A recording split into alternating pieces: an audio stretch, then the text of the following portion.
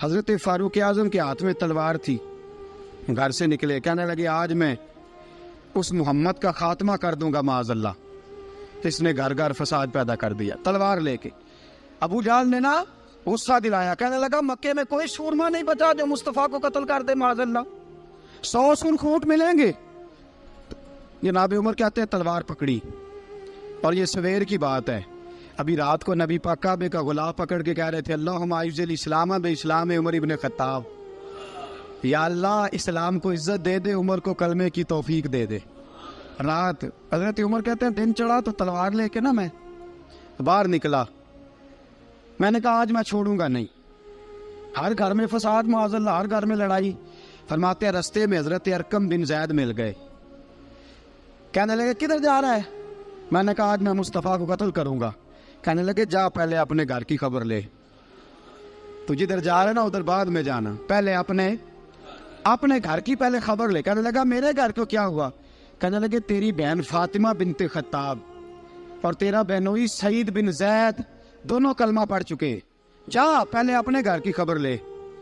حضرت عمر فرماتے میں گیا، بڑا غصہ آیا کہ میرے گھر میں آگ لگ گئی، میں سردار مکے کا اتنا سخت گیر آدمی، میرے گھر میں اسلام آ گئے۔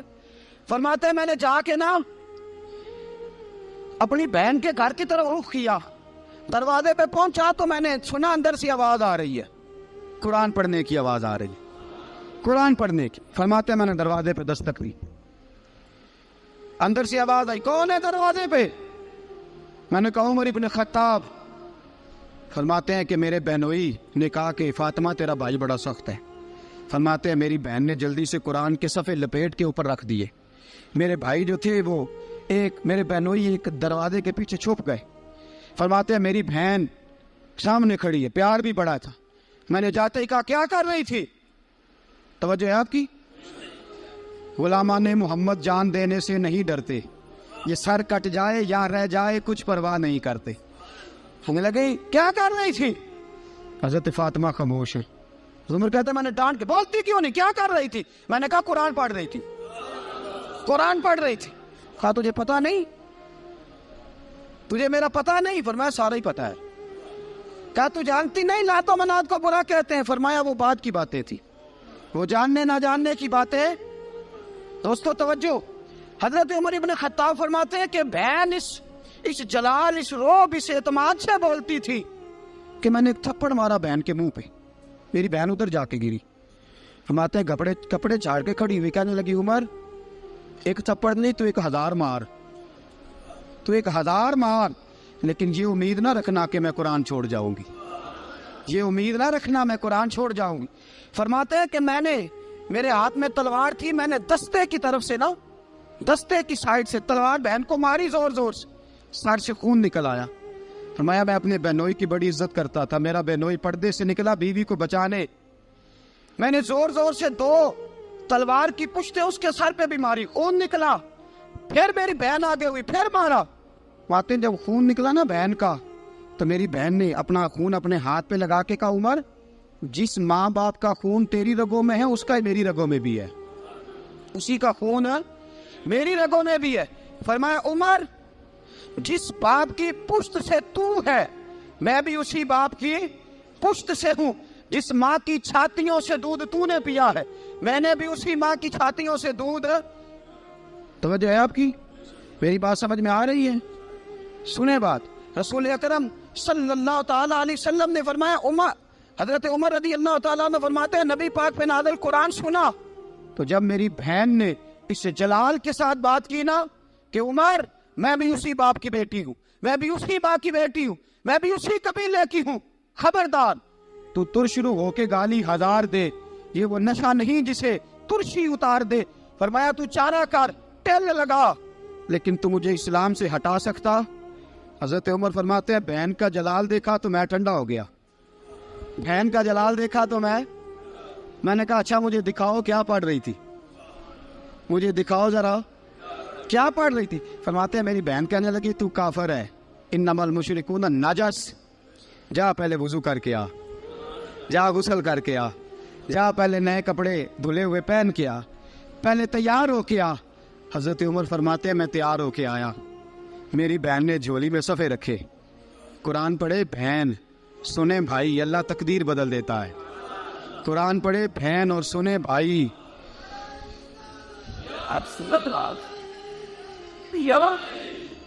قرآن پڑھے بھائی اور سنے بہن، اللہ تقدیر. لیکن آج بہن بھائی قرآن تو سنتے سناتے ہی نہیں نا. یہ تو رواج ختم ہو گیا نا. وہ قوم جو کل لڑتی تھی ننگی شمشیروں کے ساتھ، وہ آج سینما دیکھنے جاتی ہے اپنی ہمشیروں کے ساتھ. معاذ اللہ، نعوذ باللہ، استغفر اللہ. ہمارا وہ حال نہیں رہا جو تھا. حضرت عمر فرماتے ہیں بہن نے قرآن پڑھا، میں نے قرآن سنا، پتہ نہیں قرآن میں کیا لذت سی، میں رو رو کے بے حال ہو گیا. فرماتے ہیں میرے جیسا سخت آدمی، میرے جیسا سخت جو کبھی نہیں رویا تھا، آج قرآن سنا. فَإِذَا سَمِعُوا مَا أُنزِلَ إِلَى الرَّسُولِ تَرَىٰ أَعْيُنَهُمْ، جب قرآن، اللہ کا قرآن پڑھا جاتا ہے جو رسول پہ آیا، تو لوگوں کی آنکھوں کو تم دیکھو گے، ان کی آنکھوں میں آنسو ہوتے ہیں. فرمایا میں رو رو کے بے حال ہو گیا. میری بہن کہنے لگی بھائی کیا پروگرام ہے؟ میں نے کہا مجھے بھی لے چلو، مجھے بھی لے چلو. کہا چلو. فرمانے لگے ذرا ٹھہر جاؤ، میرے نا ہاتھ باندھو رسیوں کے ساتھ، نا میرے ہاتھ پیچھے میرے ہاتھ باندھ لو، گلے میں میری تلوار لٹکا لو. میں مارنے آیا تھا، اب میں مجرم بن کے جانا چاہتا ہوں، مجرم بن کے. اور ہمارے شیخ فرمایا کرتے تھے، استاد گرامی حضرت عمر فرمانے لگے مجھے مارتے مارتے لے کے جاؤ. میں چونکہ مارنے آیا تھا نا مجھے. اور ایک پنجابی کا شاعر کہتا ہے حضرت عمر نے کہا کروں آیا سا مار مکاونے نو، کروں آیا سا مار مکاونے نو، ان مینو مار دے لے چلو. متے عمر دی عمر برباد ہوئے جتھے عمر سوار دے لے چلو. کروں آیا سا مار مکاونے نو، ان مینو مار دے لے چلو. متے عمر دی عمر برباد ہوئے جتھے عمر سوار دے، متے عمر دی عمر برباد ہوئے جتھے عمر سوار دے. فرماتے جب پہنچے نا دار ارقم میں تو دروازے پہ حضرت امیر حمزہ کھڑے تھے. حضرت امیر حمزہ، ایک شخص کہنے لگا حضرت امیر حمزہ سے عمر آ رہا ہے. فرمایا آنے دو. کہا حضور وہ تلوار بھی گلے میں لٹک رہی ہے. فرمایا آنے دو. وہ اگر عمر ہے تو میں بھی امیر حمزہ ہوں، وہ اگر عمر ہے تو انا اشہد اللہ و رسولہ، میں اللہ رسول کا شعر ہوں، آنے دو. کہا آپ کیا کریں گے؟ کہا ادب ملحوظ رکھے گا تو خاطر سے بٹھائیں گے، نمونہ اس کو ہم خلق محمد کا دکھائیں گے، اگر نیت نہیں اچھی تو میں اس کو قتل کر دوں گا، اسی کی تیغ سے سر کاٹ کے چھاتی پہ دھر دوں گا. میں آنے تو دو، آنے دو عمر کو. حضرت عمر آئے، دروازے میں داخل ہوئے. صحابہ فرماتے ہیں کہ حضور نے شور سنا. فرمایا کون ہے دروازے پہ؟ فرمایا عمر. فرماتے ہیں حضور اٹھے تیزی سے، چادر گر گئی، چادر. حضور تیزی سے اٹھے، کھول دو دروازہ. حضور عمر کے گلے میں تلوار ہے. فرمایا پھاٹک کھول دو. یا رسول اللہ عمر آپ کا دشمن. فرمایا کھولو دروازہ. کہا یا رسول اللہ خطاب کا بیٹا. فرمایا کھولو دروازہ. یا رسول اللہ ابو جہل کا رشت. فرمایا کھولو دروازہ. حضور ماجرا کیا ہے؟ فرمایا وہ اپنے آپ نہیں آیا، میں نے رات اللہ سے دعا مانگی ہے، میں نے مانگ کے لیا ہے، میں نے مانگ کے لیا، وہ اپنے آپ تھوڑا آیا ہے. مانگ. کھولا دروازہ، آنے دو. حضرت عمر جھٹ سے دروازہ کھلا نا، رسول پاک سامنے کھڑے ہو گئے. کیا منظر تھا. ابو بکر فرماتے ہیں تمہیں کیا بتائیں کیا منظر تھا.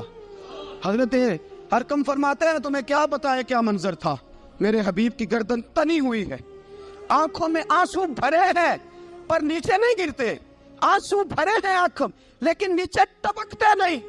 میرے رسول پاک آگے بڑھے، عمر کی گردن جھکی ہوئی ہے، عمر اوپر نہیں دیکھتے. حضور آگے بڑھے، جا کے حضرت عمر کا کندھا زور سے ہلایا. فرمایا کیا پروگرام ہے تیرا، کیا ارادہ ہے تیرا، بول. حضرت فاروق اعظم آنکھ یوں اٹھا کے کہنے لگے سونیا بس اب کلمہ پڑھنے کا ارادہ ہے، سونیا کلمہ پڑھنے کا. صحابہ فرماتے ہیں پتہ نہیں کیا ہوا، پتہ نہیں. حضور کا اتنا جوش ہم نے کبھی نہیں دیکھا، نبی پاک کو نعرہ لگاتے ہم نے پہلے کبھی نہیں دیکھا. جب عمر نے کہا نا سونیا کلمہ پڑھنے آیا ہوں، فرماتے ہیں رسول پاک کے جو آنسو بندے ہوئے تھے نا وہ ٹپ سے نیچے گرے اور حضور نے فرمایا اللہ اکبر، اللہ اکبر. فرماتے ہیں حضور نے جب اللہ اکبر کہا تو سارے صحابہ بھی کہنے لگے اللہ اکبر، اللہ اکبر، اللہ اکبر. حضرت عمر فاروق کا عدل اور حضرت فاروق اعظم کا انصاف،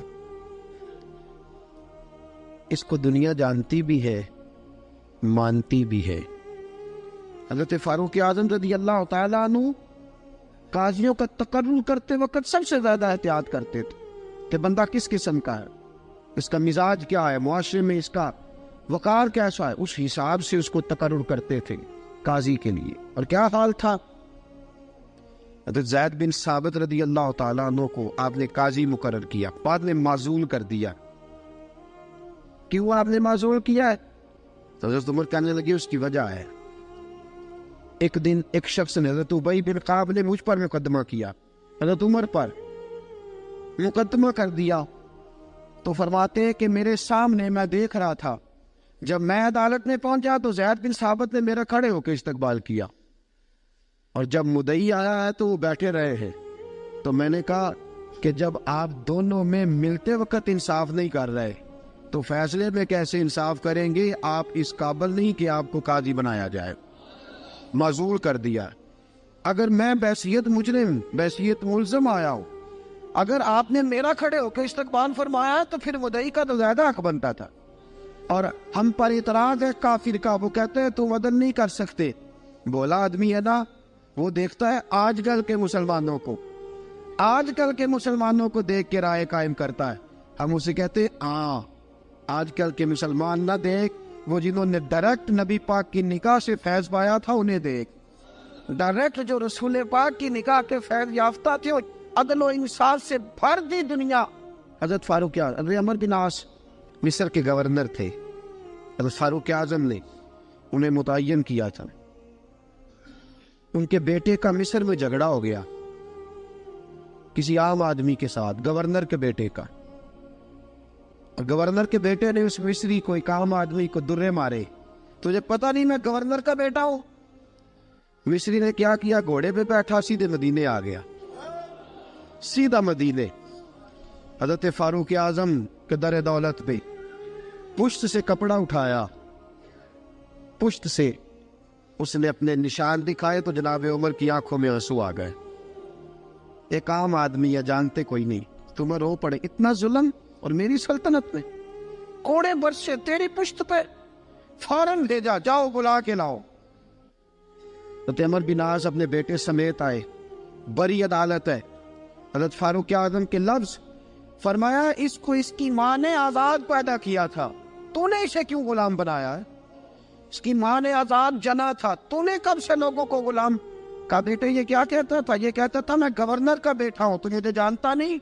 فرمایا اب یہ بڑی عدالت ہے، کوڑا پکڑ اور اس گورنر کے بیٹے کی پشت پہ برسا، اور اسے کہہ تو گورنر کا بیٹا ہے، میں محمد کا غلام ہوں صلی اللہ تعالی علیہ وسلم۔ اسے بتا، اسے اب بتلا کہ تو گورنر کا بیٹا ہے نا، میں نبی پاک کا غلام ہوں، اور جو مصطفیٰ کے غلام ہوتے ہیں وہ سارے برابر ہوا کرتے ہیں۔ حضرت فاروق اعظم کا عدل، جناب فاروق اعظم کا انصاف، جناب فاروق اعظم رضی اللہ تعالیٰ عنہ۔ روم کا ایلچی آیا نا حضرت عمر فاروق کے پاس، تو وہ کہتا ہے میں پیغام لے کے آیا اپنے بادشاہ کا، اور میں سفیر تھا، میں بڑے ملکوں میں گیا، بڑے بادشاہ دیکھے، بڑے امیر دیکھے۔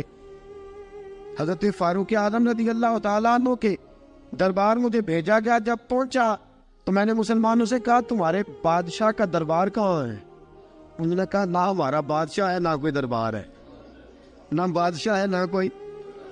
اچھا تو پھر وہ کدھر بیٹھتے ہیں؟ کہا یا مسجد میں ملیں گے یا اپنے جھونپڑے میں ملیں گے۔ تو کہا تمہارا بادشاہ بھی کوئی نہیں؟ کہا بادشاہ نہیں، ہم مومن ہیں، ہمارا ایک امیر ہے جسے امیر المومنین کہا جاتا ہے۔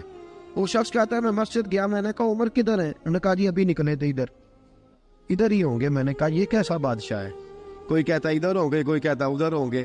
یہاں تو صوبائی وزیر صاحب سڑک سے گزرے تو سارے روڈ 3 گھنٹے بلاک رہتے ہیں، اور یہ کیا چکر ہے کہ لاکھوں مربع میل کا حکمران، کوئی کہتا اس گلی میں گیا، کوئی کہتا اس گلی میں گیا، یہ کیسا بادشاہ ہے؟ کدھر ہے عمر؟ انہوں نے کہا یہی تھا۔ دوسرے سے پوچھتا جو وہ باغ کی طرف گئے، باغ میں گئے تو وہ ایلچی کہتا ہے میں نے باغ والے سے پوچھا کہ یہاں تمہارا امیر کدھر ہے؟ انہوں نے کہا وہ درخت دیکھ رہے ہو؟ کہا حضرت دیکھ رہا ہوں۔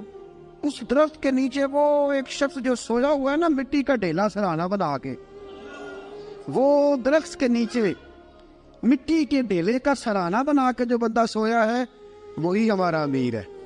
وہ سامنے حضرت سیدنا عمر فاروق کے پاس وہ بندہ جا کے کھڑا ہو گیا. وہ کہتا ہے کہ پسینہ گر گر کے نا مٹی کے ڈھیلے پہ گارا بنا رہا تھا. پسینہ گر گر کے مٹی کا ڈھیلا, وہ تر تھا. حضرت فاروق اعظم سو رہے تھے.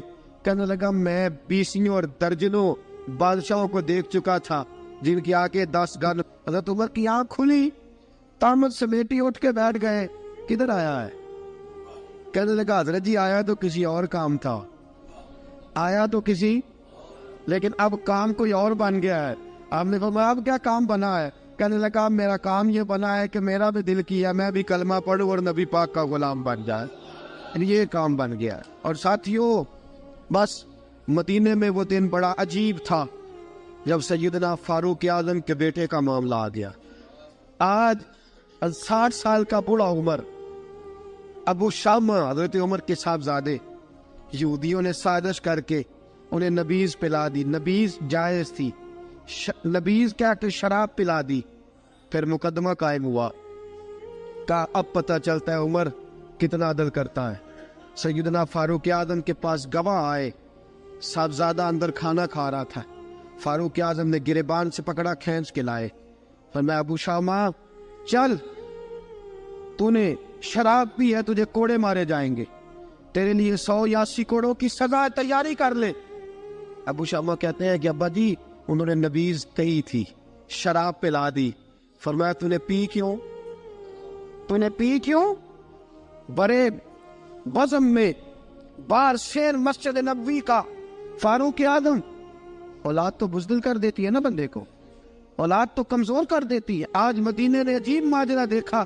حضرت فاروق اعظم کی زوجہ روتی ہوئی آئی, کہنے لگی حضرت جی میرا لخت جگر ہے, ایک کوڑے کے بدلے پیدل حج کروں گی, ایک کوڑے کے بدلے صدقہ اور خیرات کروں گی.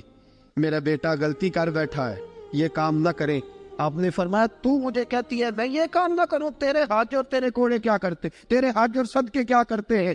کوڑے لگانا میرے مصطفیٰ کی شریعت کا قانون ہے. تو بیٹے کی بات کرتی ہے, عمر کا اپنا معاملہ بھی ہوتا تو عمر یہی سلوک کرتا.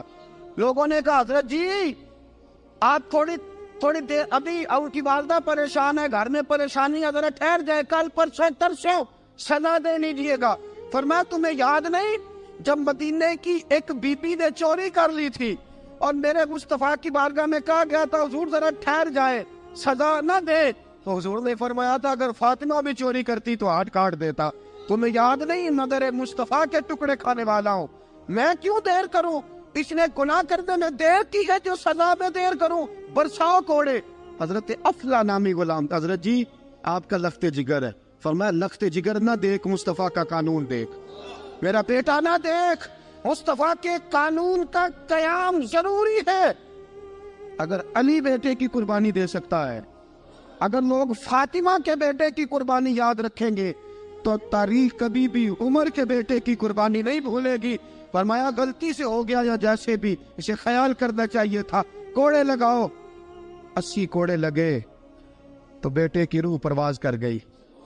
جب جوان بیٹا کسی کا, کوثر نیازی نے کہا تھا باپ کا جنازہ اٹھانا بڑا آسان پر بیٹوں کے جنازے اٹھانے بڑے مشکل ہیں. جب فاروق اعظم کا بیٹے کا انتقال ہوا, بیٹے نے آنکھیں کھولی, باپ کی طرف دیکھا تو سیدنا فاروق اعظم عدل و انصاف, 2 آنسو آنکھوں میں آئے. کہ بیٹا حضور سے جا کے کہنا کہ عمر نے بیٹا نہیں دیکھا, کا تیرا قانون دیکھ, جا کے حضور سے میرا پیغام دینا. حضرت ابو شامہ رضی اللہ تعالیٰ عنہ وصال کر گئے. تاریخ کیسے کیسے منظر ازالت الخلفاء شاہ ولی اللہ کی بطور والا پیش کر رہا. حضرت ابو شامہ کا وصال ہو گیا, 20 کوڑے باقی تھے. لوگوں نے حضرت جی آپ کیا کرنا ہے؟ فرمایا اس کا جنازہ پڑھو, اسے قبر میں دفن کرو, باقی 20 کوڑے اس کی قبر پہ مارو, اس کی قبر پہ 20 کوڑے مارو. کا حضرت جی ایسا بھی ہوتا ہے؟ فرمایا اس لیے ایسا ہوتا ہے کہ یہ میرے مصطفیٰ کا قانون ہے, میری اولاد کا معاملہ ہے تو میں درگزر کروں. فرمایا مارو کوڑے. حضرت سیدنا حذیفہ بن یمان فرماتے فاروق اعظم بیٹے کی قبر پہ کھڑے تھے, داڑھی آنسوؤں سے بھری ہوئی تھی. میں دوڑا ہوا آیا, میں نے کہا عمر نہ رو, آج خواب رات تیرے بیٹے کا جنازہ تھا, جنازہ پڑھ کے سویا ہوں تو خواب میں مجھے رسول پاک کی زیارت نصیب ہوئی ہے. نبی پاک خواب میں تھے تو 2 سبز غلے تیرے بیٹے کو پہنا رکھے تھے اور رسول پاک کی بغل میں کھڑا تھا۔ حضور نے فرمایا عمر کو جا کے کہنا کہ تو نے بیٹا پاک کر کے بھیجا تھا، اللہ نے جنت کے سارے دروازے کھول دیے ہیں۔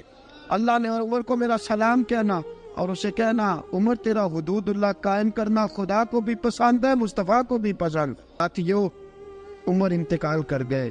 26 ذی الحج کو زخم لگا۔ یکم محرم کا دن، آج کا دن حضرت فاروق اعظم کو یاد رکھنا، لوگوں کو بتانا، دن بار عمر کی باتیں کرنا، خراج تحسین پیش کرنا۔ حضرت فاروق اعظم کو زخم لگا، آپ نے فرمایا اپنے بیٹے سے بیٹا جا حضرت عائشہ کے پاس۔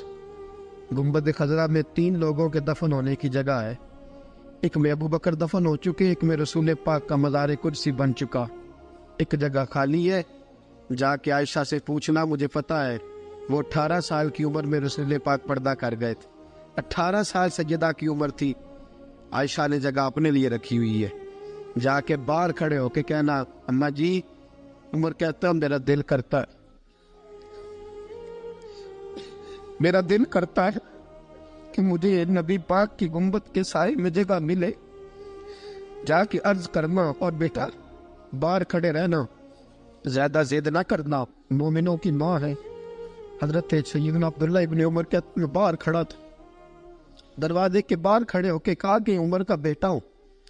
اماں جی، عمر فرماتی ہیں اجازت دو تو دل کرتا ہے نبی پاک کے ساتھ لیٹ جاؤں، وفا میں گزار دی عمر ساری زندگی لے سجنا آسا توڑ نبھائی، دل کرتا ہے حضور کے ساتھ لیٹنے کو۔ تو حضرت عائشہ صدیقہ، حضرت عبداللہ ابن عمر فرماتے ہیں میں دروازے سے باہر کھڑا تھا لیکن عائشہ کے رونے کی آوازیں باہر تک آ رہی، حضرت عائشہ صدیقہ ہچکیاں لے کے روئی۔ سیدہ عائشہ نے فرمایا عمر سے جا کے کہنا عمر کوئی قبر کی جگہ کسی کو نہیں دیتا، لیکن عمر تو نے وفا کی تاریخ بنائی ہے، عمر تو نے کمال کر دی ہے، عمر تو نے حد کر دی ہے، عمر کو جا کے کہنا کہ میں جنت البقیع میں دفن ہو جاؤں گی، جہاں میرا وقت آئے گا دفن ہو جاؤں گی، لیکن عمر تیری خدمات کہتی ہے کہ تجھے نبی کے ساتھ دفن ہونا چاہیے۔ سیدنا عبداللہ ابن عمر فرماتے ہیں کہ جب دفن ہونے کے پانی پر سہیلیاں رنگا رنگ کھڑے، ترے اوسدا جانیے جس دا توڑ چڑھے، فرماتے ہیں آیا عمر کو آ کے بتایا پیشانی خون سے بھری ہوئی، عمر نے سجدے میں رکھ دی، رو کے کہا آج میری توڑ نبھ گئی ہے۔ حضرت فاروق اعظم مصطفیٰ کے ساتھ لیٹ گئے۔ میرے نبی نے فرمایا عمر میں تجھے اپنے پڑوس میں دفن کر رہا ہوں، تو نے اگر راہ وفا میں بیٹے تک قربان کر دیے ہے نا تو قیامت تک جو مجھے سلام کرنے آئے گا تجھے بھی سلام کر کے جائے گا۔